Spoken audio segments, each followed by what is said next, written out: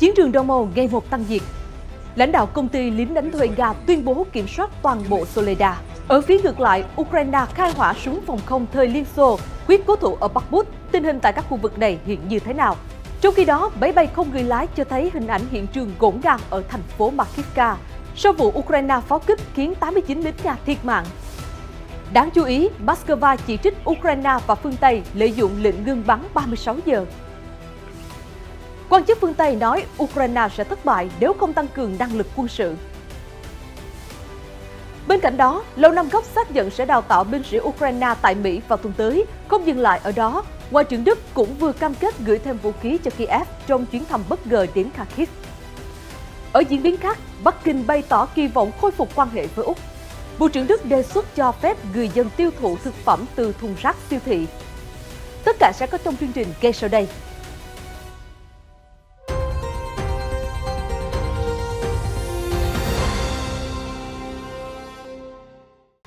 Mến chào quý vị đang đến với chương trình Thời sự quốc tế. Những tin tức nổi bật liên quan đến cuộc xung đột Đông Âu cùng nhiều diễn biến mới trên thế giới sẽ được gửi đến quý vị trong chương trình ngày hôm nay.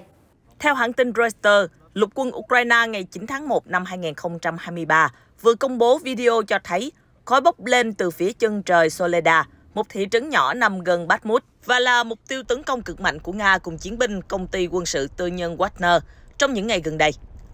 Trong video, Thượng tướng Oleksandr Syrskyi đang nói chuyện với các binh sĩ Ukraine trong một lần đến thăm tiền phương. Reuters cho biết có thể xác thực hình ảnh ngoài đời đúng là ở Soledar, tuy nhiên chưa thể kiểm chứng thời gian ghi hình và cảnh quay trong nhà.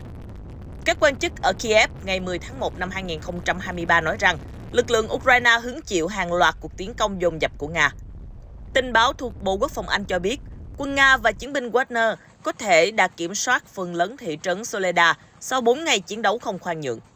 Giữ quyền kiểm soát Soledar sẽ đem lại cho Nga bàn đạp để vây chặt Bakhmut, thành phố chỉ cách đó vài cây số theo hướng Tây Nam. Trong khi đó, theo TASS đưa tin, giám đốc công ty quân sự tư nhân Wagner, Yevgeny Prigozhin, tối ngày 10 tháng 1 năm 2023 cho biết, thành phố Soledar, nơi xảy ra giao tranh dữ dội trong vài ngày qua, đã được kiểm soát bởi các lực lượng lính đánh thuê của Nga. Các đơn vị của công ty quân sự tư nhân Wagner đã kiểm soát toàn bộ lãnh thổ của Soledar. Trung tâm thành phố đã bị bao vây và giao tranh trong đô thị đang diễn ra.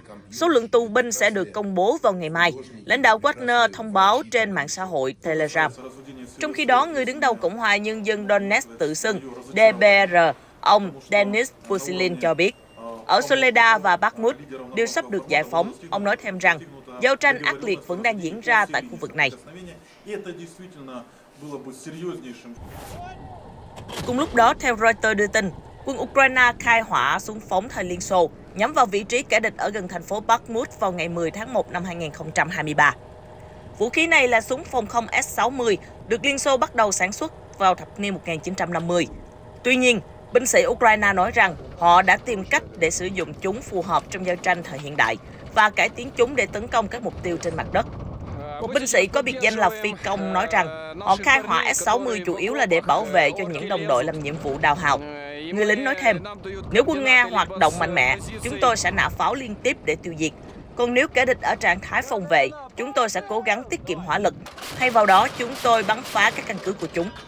Ukraine khẳng định đang củng cố lực lượng xung quanh ở Bakhmut, đẩy lùi nhiều cuộc tiến công dồn dập của Nga và Liên quân. Các quan chức Nga ở địa phương khẳng định quân Nga đang từng bước giải phóng Bakhmut và dự đoán Ukraine có thể rút lui trong 2 tuần nữa, hãng TASS đưa tin. Trong khi đó, máy bay không người lái vừa ghi lại hình ảnh một trường dạy nghề cũ ở thành phố Makivka, miền đông Ukraine. Nơi này đã trở thành doanh trại tạm thời của quân Nga và bị Ukraine pháo kích vào rạng sáng ngày 1 tháng 1 năm 2023, khiến cho ít nhất 89 binh sĩ Nga thiệt mạng, nhiều người khác bị thương. Theo Reuters, hiện trường đã được cảnh sát dỡ bỏ phong tỏa vào đầu tuần này, 9 ngày sau vụ tấn công khi nhiệm vụ điều tra đã hoàn thành. Ukraine tuyên bố đã triệt hạ 400 lính Nga trong vụ pháo kích sử dụng hỏa thần HIMARS do Mỹ cung cấp. Tuy nhiên, phía Nga nói con số mà Kiev đưa ra chỉ là phóng đại. Dù sao thì sự kiện cũng đánh dấu vụ tấn công khiến cho binh sĩ Nga tử vong nhiều nhất từ đầu xung đột đến nay. Theo Reuters, đa số binh sĩ thiệt mạng trong trận pháo kích ở Makivka là lính nghĩa vụ. Nhiều người đến từ thành phố Volga thuộc tỉnh Samara của Nga. Tỉnh trưởng Samara ngay sau sự việc đã lên tiếng đề nghị gia đình các binh sĩ liên hệ trung tâm tuyển quân để được hỗ trợ. Reuters cho biết tại hiện trường vụ tập kích, một chiếc mũ bảo hiểm ghi tên thành phố Volga nằm giữa đống đổ nát. Bên cạnh đó là một số tài sản cá nhân và những mảnh vỡ ngổn ngang của thiết bị quân sự. Bộ Quốc phòng Nga cho rằng các binh sĩ sử dụng điện thoại vào đêm giao thừa bất chấp lệnh cấm đã khiến cho Ukraine có thể xác định vị trí doanh trại và tiến hành pháo kích. Trong khi đó, nhiều blogger quân sự và chính trị gia ở Nga chất vấn tại sao chỉ huy Nga lại tập trung quá nhiều binh sĩ ở một nơi và tại sao lại đặt đạn dược trong cùng doanh trại khiến cho chúng phát nổ dữ dội khi trúng hỏa lực. Ở một diễn biến khác, Điện Kremlin ngày 10 tháng 1 chỉ trích Ukraine cùng phương Tây đã phản ứng ích kỷ, muốn lợi dụng lệnh ngừng bắn 36 giờ được Tổng thống Nga ban bố dịp Giáng sinh theo chính thống giáo Đông phương. Phát ngôn viên Điện Kremlin Dmitry Peskov nói trong cuộc trao đổi với báo chí rằng chúng ta đã nhìn thấy phản ứng bất chính từ Kiev và nhiều lãnh đạo phương Tây. Sau khi Nga tuyên bố thực hiện ngừng bắn từ 12 giờ trưa ngày 6 đến hết ngày 7 tháng 1 năm 2023, phía Kiev tố cáo quân đội Nga vẫn bắn phá khắp các phòng tuyến. Ngược lại, Moscow cho biết Ukraine không tôn trọng đình chiến và liên tục nã pháo buộc Nga phải tấn công đáp trả tiêu diệt nguồn hỏa lực của địch. Giữa lúc đó, Lầu Năm Góc hôm 11 tháng 1 năm 2023 xác nhận rằng 90 đến 100 binh sĩ Ukraine, Mỹ sẽ bắt đầu tham gia huấn luyện sử dụng hệ thống tên lửa Patriot ngay trong tuần tới tại thành phố Fort Sill ở bang Oklahoma của Mỹ. Theo đài CNN đưa tin, khóa đào tạo sẽ bắt đầu và sẽ kéo dài vài tháng sau khi được đưa vào sử dụng. Hệ thống Patriot sẽ góp phần gia tăng khả năng phòng không của Ukraine và hỗ trợ người dân nước này tự bảo vệ mình trước các cuộc tấn công trên không hiện nay từ phía Nga. Thư ký báo chí Lầu Năm Góc, tướng Pat Ryder phát biểu tại một cuộc họp báo.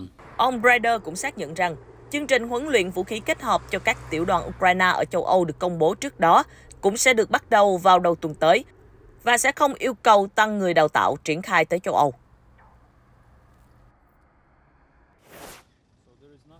Cũng theo đài CNN, Berlin cam kết sẽ gửi thêm vũ khí cho Kiev. Tuyên bố được đưa ra sau chuyến thăm bất ngờ tới thành phố Kharkiv, miền đông Ukraine, của Ngoại trưởng Đức Annalena Baerbock hôm 10 tháng 1 năm 2023. Theo một tuyên bố trên trang web của Bộ Ngoại giao Berlin, xác nhận rằng sẽ gửi thêm vũ khí cho Ukraine. Người dân ở Ukraine từ Kharkov cho đến Kherson, Kiev nên hiểu rằng họ có thể trông cậy vào sự đoàn kết và hỗ trợ của chúng tôi, bà Baerbock cho biết. Theo bà, Đức cũng sẽ hỗ trợ Ukraine trên hành trình gia nhập Liên minh châu Âu EU. Trong chuyến thăm đến thành phố miền đông Ukraine, bà Baerbock đã gặp người đồng cấp Ukraine Dmytro Kuleba. Ông Kuleba sau đó viết trên mạng xã hội Twitter rằng tôi tin rằng Đức sẽ tiếp tục viện trợ quân sự cho Ukraine. Trước đó, Đại sứ Đức tại Mỹ hôm 5 tháng 1 năm 2023 đã khẳng định Berlin sẽ cung cấp cho Ukraine xe chiến đấu bộ binh Marder và một khẩu đội phòng không Patriot bổ sung. Không dừng lại ở đó, hãng tin TASS dẫn lời các quan chức phương Tây cảnh báo rằng Ukraine sẽ thất bại trong việc giành lại lãnh thổ quan trọng từ Nga nếu không tăng cường năng lực quân sự. Theo đó, chính phủ Anh đang xem xét khả năng chuyển giao một số xe tăng hạng nặng Challenger 2 cho Ukraine. Tuy nhiên, một quan chức giấu tên cho biết các lực lượng Nga và Ukraine ở vị trí quá gần nhau để quân đội Kiev có thể tiến hành một cuộc tấn công lớn vào lúc này. Thêm vào đó, theo các quan chức phương Tây, việc Kiev yêu cầu cung cấp 300 xe tăng nhằm xây dựng một lực lượng thiết giáp mạnh để theo đuổi chiến thắng trước Nga sau hơn 10 tháng xung đột không phải là một con số vô lý. Ukraine sẽ không thể giành lại phần lớn lãnh thổ nếu không thay đổi tư thế lực lượng từ năm ngoái.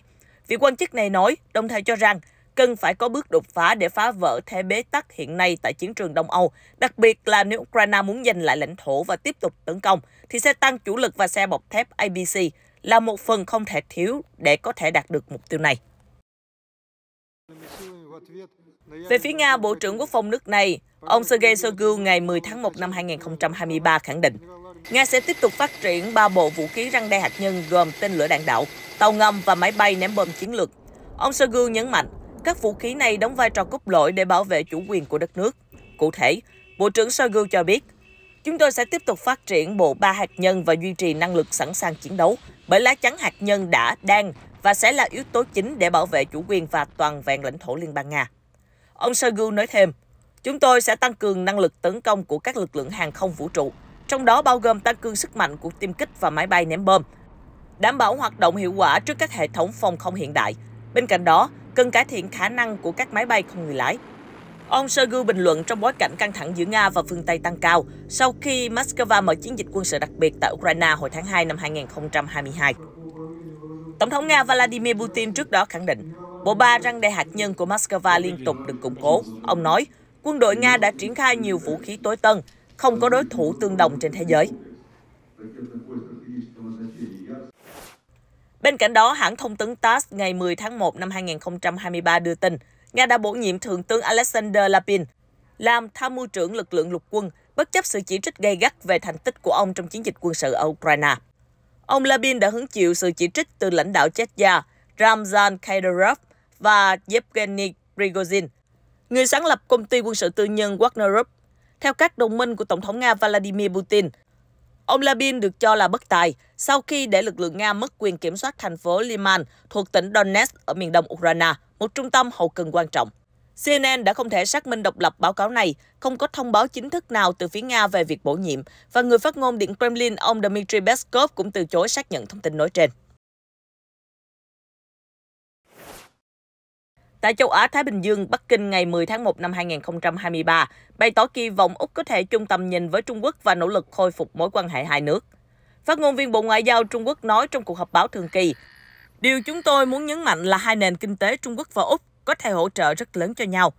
Chúng tôi hy vọng phía Úc có cùng tầm nhìn với Trung Quốc và nỗ lực hướng tới lợi ích chung, đôi bên cùng có lợi, nhằm thúc đẩy xây dựng lại sự tin cậy lẫn nhau giữa hai nước, đưa quan hệ song phương trở lại quỹ đạo như trước.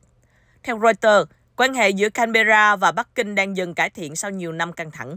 Chính phủ Úc hiện đang thận trọng quan sát khả năng Trung Quốc, đối tác thương mại lớn nhất của Canberra, có dỡ bỏ những hạn chế thương mại không chính thức đối với hàng chục mặt hàng xuất khẩu của Úc hay không.